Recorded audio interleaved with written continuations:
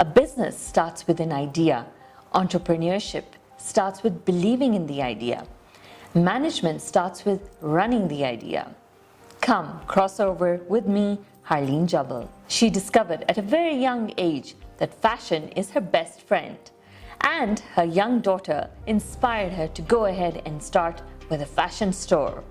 Let's meet the mother, the wife, and a businesswoman, Agnes Munuve of Tess Fashions.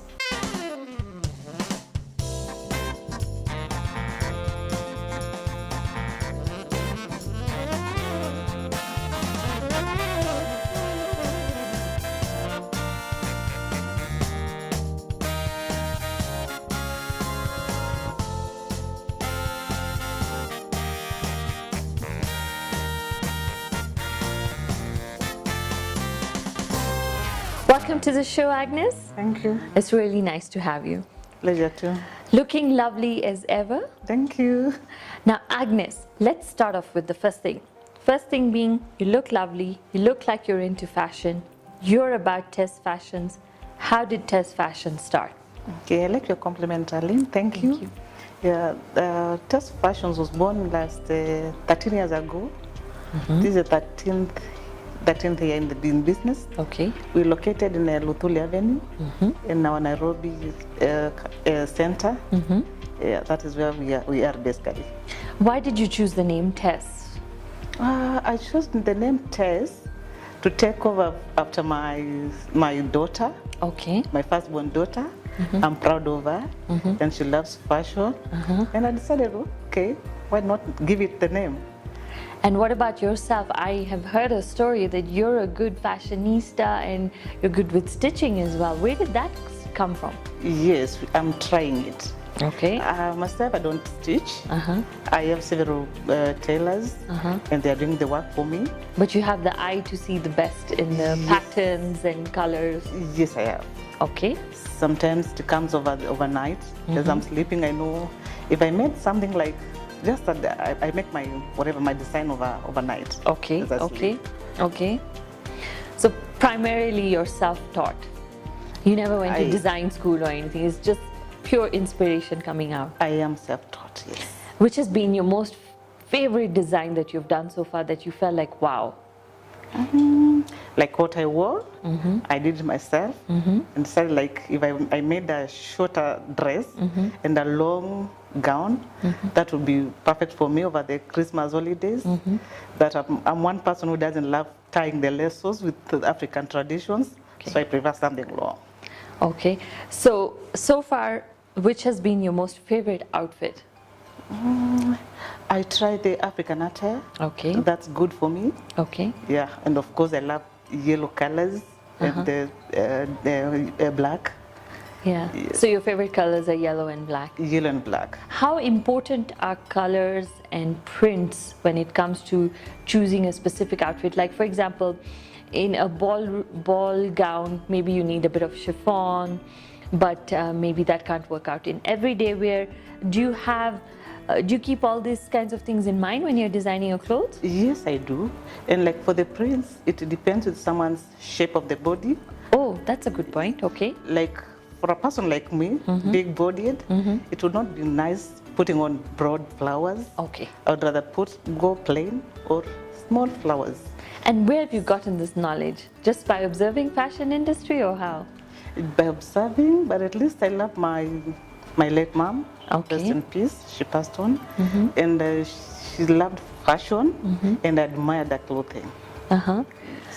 So where are you sourcing your materials for now? Does Kenya have its own? I believe we don't have a textile industry as such. So where are you getting your materials from? Like for me, I source my materials from the Nairobi Textiles. Okay. In Nairobi. Is Nairobi Textiles revived and doing well? It is, yes. I also used to go to Kampala and get my African attires, the materials, kitenges. Yeah. So do you think that we can have more made in Kenya outfits in this country, or do we have some time to go? Do we have a future in the textile industry? We have a future in textiles. And I think if Kenyans supported our designs, our materials would be good. Why do you think Kenyan designers don't support Kenyan material? For one, most Kenyans, like the working class people, they go for designer things. Yeah, you find that for a person like me who does not have that big name, they would rather go for those tailor from outside the world, yeah? The exports, rather than getting them stitched from our shops. So there's still a long way to go before people become proud of wearing Kenyan designer wear outfits. Yeah, we are not yet there. Okay. Yes. Okay. And what do you think is holding us back? Is it too much of a Western image or lack of awareness? I think both. Okay. Lack of awareness, because like I would stitch someone an outfit and to come out so well, but that person will not sell my company. Will still say, I've got this from abroad. Oh. I've bought my item from UK, you see. But that is something which has been tailor-made. So they still feel like they're looking down upon us as much as we're trying to give good things. Yes. Does the mitumba industry or the secondhand clothing industry also hurt you? For me, I wouldn't say they really hurt me. Okay. Because one, Kenyans love uniqueness. Yeah. So most of the mitumba clothes, you would find that most people will still be putting on same, or the designs will be just almost the same. Like I had a client who had just bought an outfit from the boutiques. It was quite expensive, according to her, just for her to go for the function and find someone with similar clothing. Oh, that's embarrassing. Yes, it is. And she was so disappointed, and she tells me, that's why I prefer stitching clothes from your shop. So Tess Fashions makes everything from wedding outfits to party outfits to everyday wear? Tess Fashions is all inclusive. Okay. English wear, African attire. Okay. So as a businesswoman, what have been your challenges? You've been in business for about 13 years. You've got 13th year going on. What are some of the challenges that you have faced and how did you overcome them? Some of the challenges are that Kenyans are not in a hurry. Okay. You find that someone wants an outfit for a certain occasion, but doesn't bring in time. Will take your time until the last minute. Then the person comes. Yeah. So you find that sometimes we're not good in timing. Yeah. So now the client will be probably will not be pleased with us. Yeah. Because of the timing. Yeah, because sometimes there could be adjustments that are required and they don't realize that they need to allow for that, isn't it? They just feel like I come today, the next minute I have my clothes and off I'm gone. It's not instant. Yes. It can't be instant. It cannot be instant. It cannot be instant. So far, have you had a moment where you felt like this is an achievement? Maybe you've done a lineup of clothes for a few people that you felt that you have done a good job? Yes. Most of my clients appreciate my work. One, they say my workmanship is good. Like I've done for a lady working for the Seme Maima Kamau Advocates. Okay. And she was just from Britain. And she likes my work, yeah? So I'm like, okay, she's from abroad and yet she can appreciate our work. Yeah. That for me was good and was putting me to working more. So who are your role models as far as fashion is concerned? Who do you look up? Which fashion line would you say they're doing a good job? One, the big plus size. Like I said, that I took this from my mother, who was also big-bodied, and I could see her fit perfectly with the tailor-made clothes, and I admired that. I also love our first lady, Margaret Kenyatta. The fact that she's teaching our African clothes, that really puts me on, I should be in this business.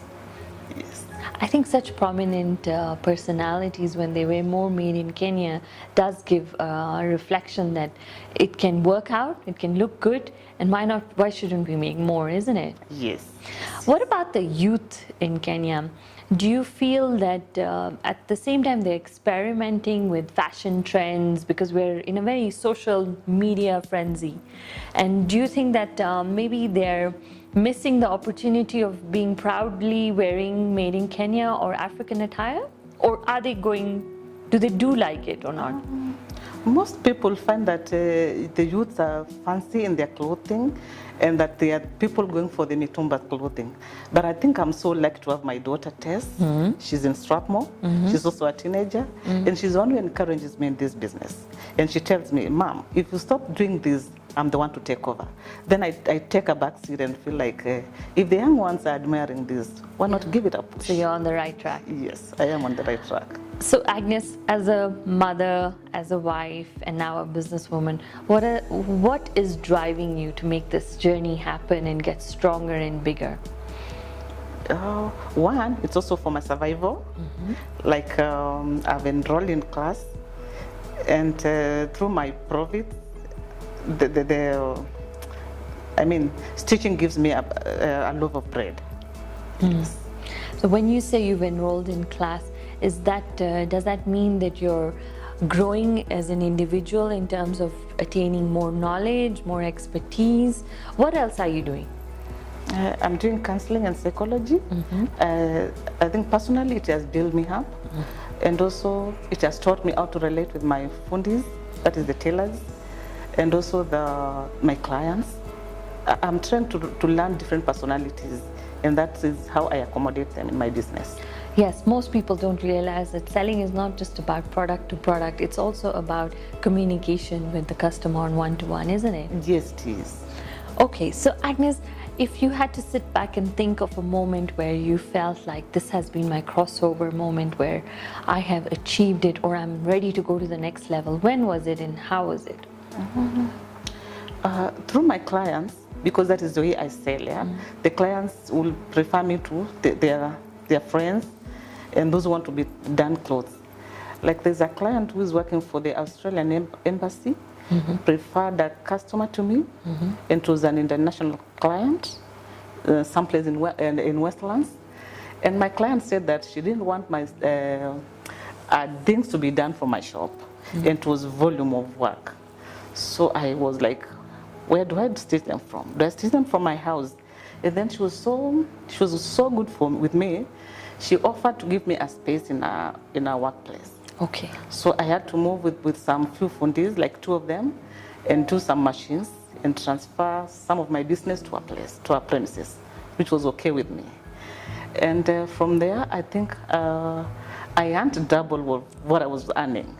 And that really pushed me and felt like, okay, this is something I can do for life.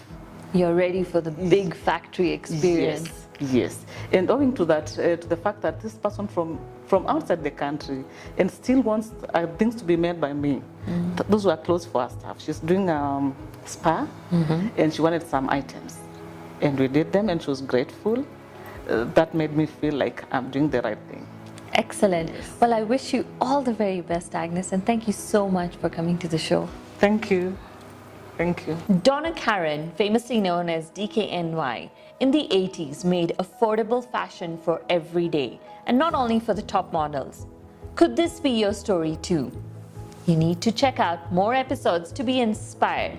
Come, cross over with me, Harleen Jabbal. Make sure you follow us on Facebook, Twitter, Instagram, and don't forget to subscribe to our YouTube channel. We are Connecting Brands.